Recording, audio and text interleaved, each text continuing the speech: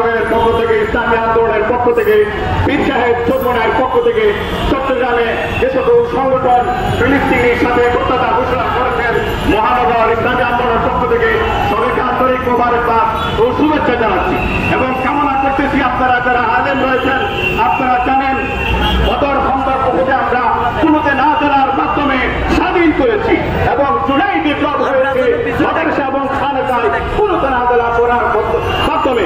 আমি একজন আলেম হিসেবে, একজন শিক্ষক হিসেবে ধর্মীয় প্রতিষ্ঠানগুলোকে বলবো আপনারা কুনুতে না জানা সে থেকে কুনুতে না জানা শুরু করেন।